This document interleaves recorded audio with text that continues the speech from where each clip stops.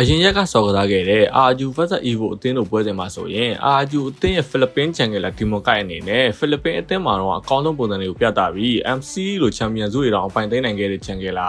RU အသင်းစီအရောက်မှာတော့ objective law တွေကစဘလို့မှမရဘဲနဲ့တော်တော်လေးကိုတိုင်ပတ်နေတာကိုတွေ့ရတယ်ဒါကလည်းအခုမှမြင်မှုခဲ့တာမဟုတ်ဘူးအရင်တော့က Iraq လို့ဖိလစ်ပင်းရဲ့လူငယ်လက်သစ်ချန်ကလာလို့ထင်ကြီးပေးခဲ့တဲ့သူလည်း RU အရောက်မှာရည်ကြီးသွားတာကိုမြင်တွေ့ခဲ့ဘူးတယ်အဲဒါကြောင့် MPN အင်ဒိုနီးရှားရဲ့ season 18ဖွင့်ပွဲမှာဆိုရင် Evo အသင်းဘက်ကဘယ်လာရစ်လိုဟီရိုနဲ့ RU အသင်းကိုကောင်းကောင်းဒုက္ခပေးနေတယ်လို့ Game 2မှာအစား RU အသင်းကို objective အတွက်ပေးပြီးအားလီမာတွေကဘယ်လိုမျိုးလိုက်ချပြီးနိုင်ယူသွားလဲဆိုတော့ကျွန်တော်နဲ့တူကြည့်လိုက်အောင်Game 1 front မှာဆိုရင် RU အသင်းဘက်ကကရီတာနဲ့ကလောက်လို area damage hero တွေကိုယူပြီး Tiger လို AoE implosion နဲ့တွဲဆော့မဲ့ drop ကို Evo အသင်းဘက်ကလက်ရှိမှာတာမှာတော်တော်လေးကိုပြရိများနေတဲ့ Belarus နဲ့ Euro လို mid Euro ကို fighter drop နဲ့ပြန်ဆော့လာတယ်အင်ဂိမ်းမှာဆိုရင်လည်း Evo အသင်းဘက်က RU အသင်းဘက်က drop တည်ထားတဲ့ Tiger ကိုပဲသွေးရအောင်လျှော့ပြီး objective fight တွေကိုအသာစီးဆော့ဖို့ plan လာတယ်ဘာမှပိုသိတာလဲဆိုရင်ဒီစကန်တက်တဲ့ဘက်ထဲမှာဆိုရင် Evo အသင်းဘက်ကဘယ်လာရစ်အနေနဲ့ Flicker Ultimate ကိုတောင်ပေးပြီးတော့ RU ဘက်က Tiger ကိုပဲပြေးပြီးဖမ်းပြီးဗတဲ့စားချတဲ့အရာတွေကြောင့် RU အသင်းဘက်ကဗတဲ့ပြန်ချဖို့ကတော်တော်လေးကိုတိုင်ပတ်ပြီး objective တွေကိုတောက်လျှောက်ပေးရတယ်လို့ lane position ကအစားသူတို့ယူထားတဲ့ Tiger နဲ့ Katira Midju တို့ကြောင့် lane position ကလည်းထင်သလောက်ကို effective ဖြစ်မနေဘူးဗျာ